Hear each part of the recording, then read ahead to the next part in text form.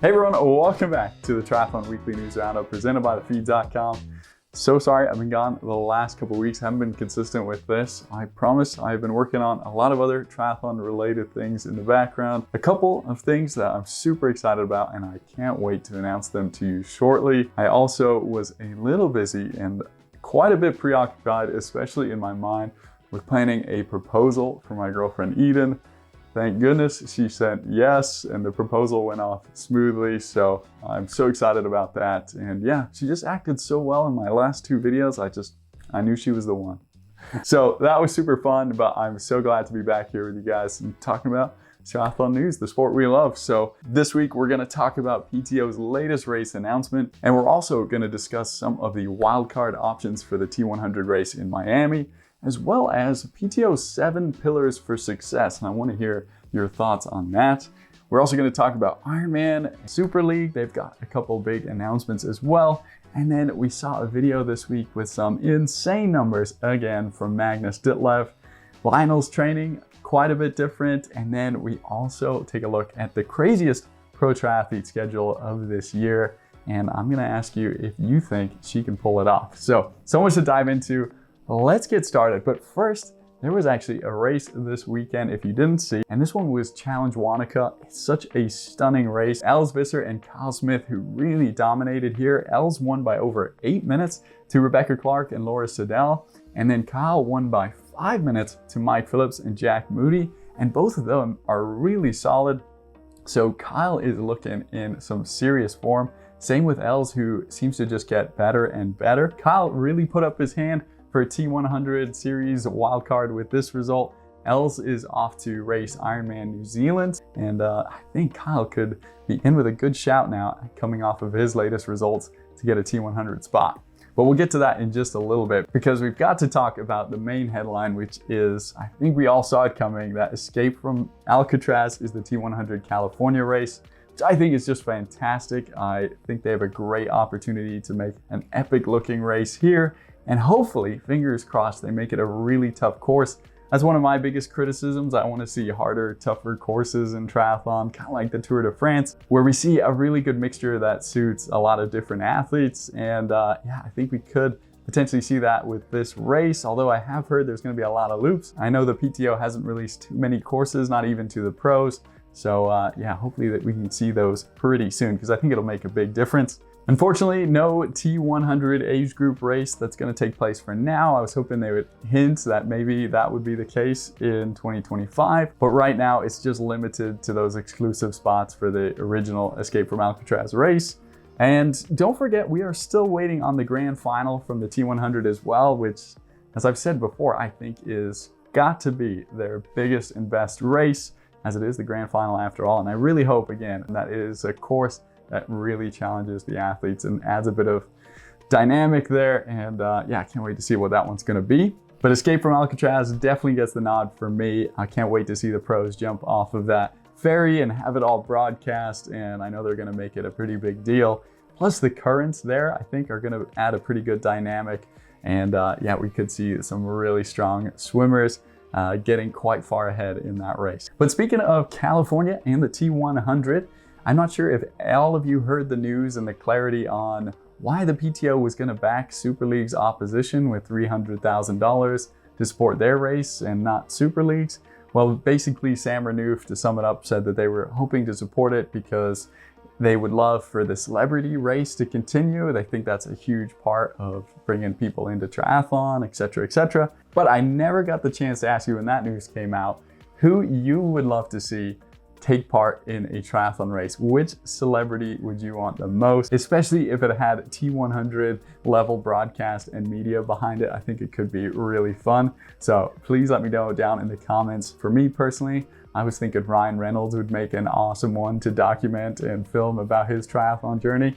So yeah, let me know down below. But then moving on to Clash Miami, because Pro Tri News put up an excellent post showcasing how many wildcard options could be available for this race. At the moment, I know for sure that Martin Van Riel and Frederick Funk aren't going to be racing on the men's side, but there could be quite a few more who aren't ready to start their season in Miami.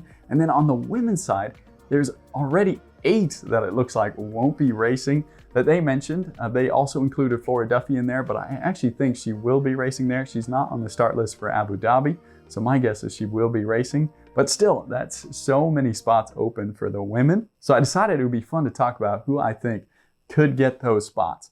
On the men's side, I'm just thinking Yuri Kulin is probably top of the list just based on how well he performed in Miami last year. Also, he's right up there at top of the rankings. He's pretty much next in line, so you'd have to imagine he would get one. We've also heard a little bit about his rivalry with Frederick Funk, so it's a pity we wouldn't be able to see them race each other. But then in that same manner, Tom Bishop also performed really well that last year, so I could really see him getting a wild card. But there are so many other names that spring to mind, like Mark Dubrick, Trevor Foley, and Mika Newt. I think they all deserve a spot on the start line. And then, of course, we talked about Kyle Smith as well. I think he could really perform well. And then the one that maybe some people haven't thought of is Casper Storns.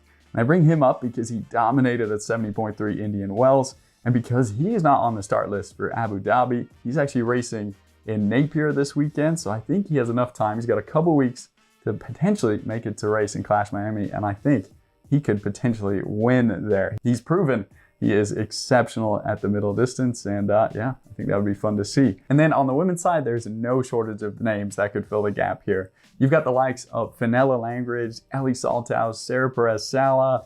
Hannah Berry has been performing really well recently at the middle distance. And then Ann Reichman, Grace Thack, Danielle Lewis, Jeannie Metzler. But one, again, that I don't think enough people are thinking about is Carolyn Pohl. She's a German athlete who I think is got a really good future at the middle distance after moving up from short course. So yeah, tons of good names to fill in for the women as well. It's going to be an exciting first race, but with so many names missing, I wonder how that's going to affect the start of that season narrative that the PTO really wants, which is actually their number one of 7 pillars for success.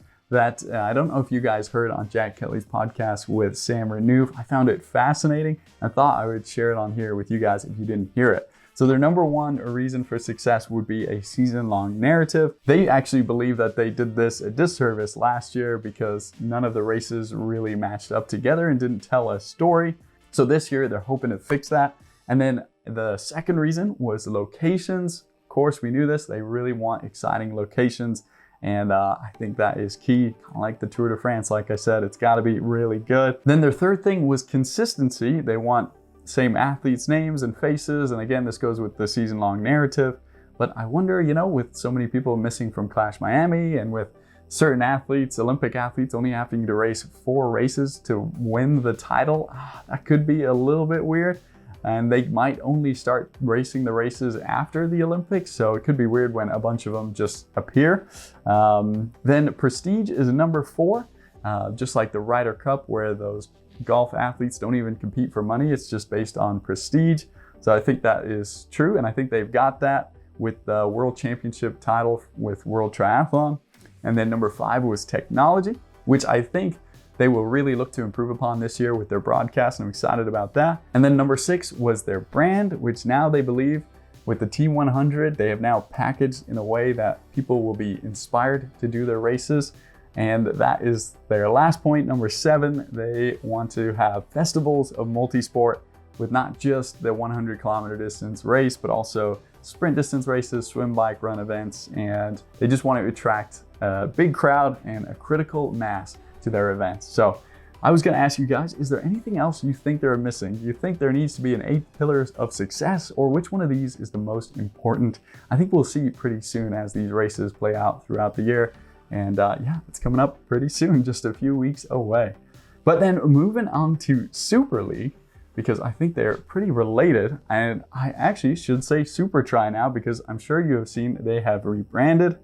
And I was curious if there was anything else with this. You know, I was wondering why we haven't seen so many people questioning why hasn't Super League come out with their race calendar yet. They always do arena games pretty early in the year, we've seen before, so why haven't we heard anything about that? So I thought this rebranding might come with some announcements like that, but it hasn't yet.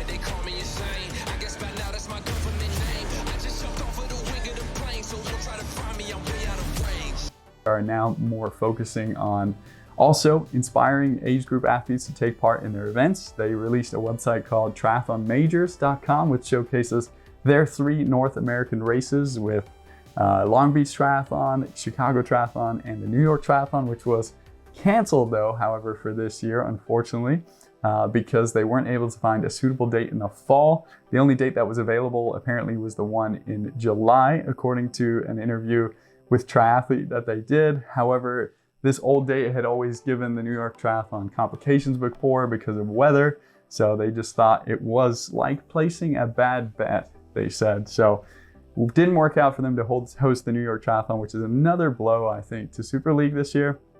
But yeah, one thing I found interesting when they launched their brand and they put out those hype videos was they said that SuperTri has the most engaged fans in triathlon. And, you know, I was just thinking, is that the case? Is that true? My thoughts were, you know, I don't see it personally myself. Maybe I am mostly just around the long course triathlon, but I do love short course triathlon too. And I love Super League, but I don't think I'd call them the most engaged fans. I think definitely maybe one day, I think this could be the future of our sport if a lot of people get behind it and the next generation really takes to it. But yeah, I think not right now, not just yet. But I'm pretty stoked to see what they're gonna do, and hopefully we get some more races coming out on the calendar for them soon. But then moving on to Ironman, because I haven't been able to speak about them lately, and I don't even think I talked to you about the new Ironman CEO, Scott. And I haven't heard anything too much else since that announcement about him. I've been looking to see if he's been on a podcast. I'd love to have him on personally myself. Yeah, I just want to hear all about what he thinks about the pro racing scene, of course. And yeah, I would love to hear if he has an update on his Ironman training, because I've heard he is going to train for an Ironman. I know Andrew Messick wanted somebody who had the energy to take over from him. That's part of the reason why he was leaving.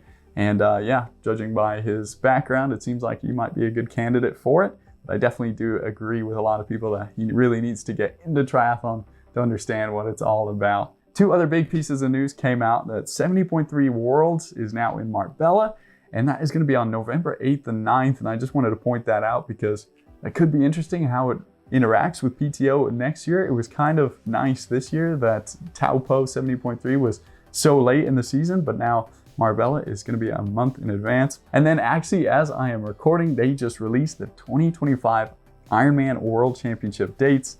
The men's race is going to be in Nice on September 14th, while the women's race is going to be in Kona on October 14th.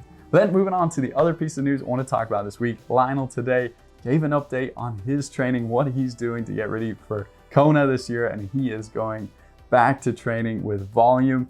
Especially, it seems like, in the pool. He's up to 33,000 meters in the pool on average this week. He talked about hoping to get that up to maybe 40,000. He must be watching Ari Klau's Australian Method videos, which, by the way, if you haven't, they're amazing. And it'll be really interesting to watch how he does this training, because I know in the past he's really been talking about how he lacked that top end speed, and now he's back to Ironman training. And I wonder if he's gonna try and blend the two, and I wonder what he's gonna do when it starts heating up in Tucson. Is he gonna spend all this time indoors, or is he gonna move away somewhere and do training camps? I'm really, really excited to see how Lionel goes with this Ironman training. Again, I think it's my favorite distance to watch him race at, and yeah, but he's gonna need to pull out all the stops to compete against the likes of Magnus Ditlev, Sam Laidlow, Rudy Von Berg, Patrick Lange, who have all said that their primary goal is still Kona. And speaking of Magnus Ditlev, he's my video of the week this week, because you've got to check out Sweat Elite's video of him where they follow him through his training. Unreal. Any male pros that watch this video might be thinking twice about their race in Miami, because he said he was putting out some of his best numbers already. I remember reporting on his 500 watt FTP or 20-minute test, and some people didn't believe me when I shared that information. Well, this video showed it firsthand on the screen, the power he was pushing. His zone 2 was around 330 to 370 watts. He was doing 420 watts with less than 150 heart rate. He did 5-minute intervals at 506 watts to simulate breakaways in the T100 races. And his threshold pace they put on the screen was 425 watts. Just unbelievable.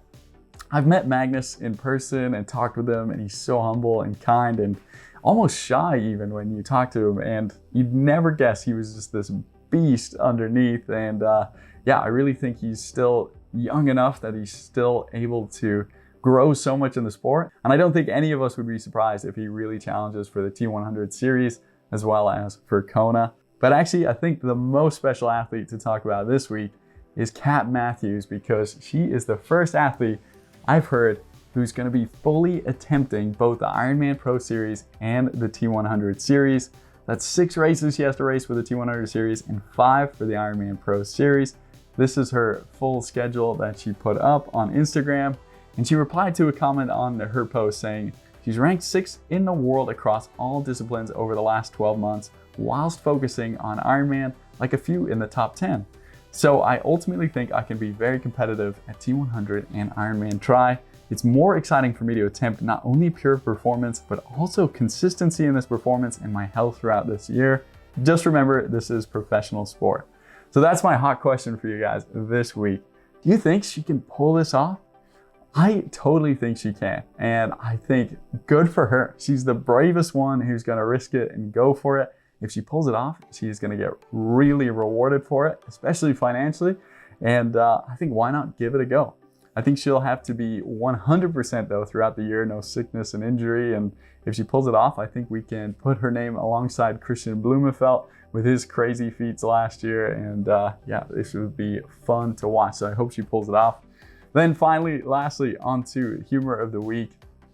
This week's comes from Stephen McKenna, who made this video about the upcoming Ironman New Zealand race. I think this is the kind of hype videos we need for upcoming races. And if you haven't seen the Ironman New Zealand start lists, here they are. They are pretty stacked. So he's going up against a good field there, the likes of Braden Curry.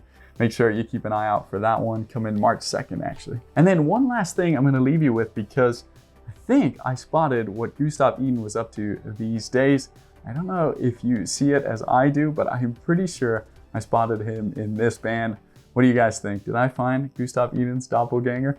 But that's all for this week. Thank you guys so much for watching. Don't forget to follow me on Instagram for more updates, and keep your eyes peeled on my podcast. I just had Tamara Jewett on. It was fantastic. And Jackson Laundry is up next, and I'm so excited to watch him this year. Huge thanks to the sponsors of my show for supporting me this year. This week, highly recommend you go check out A2 Bikes.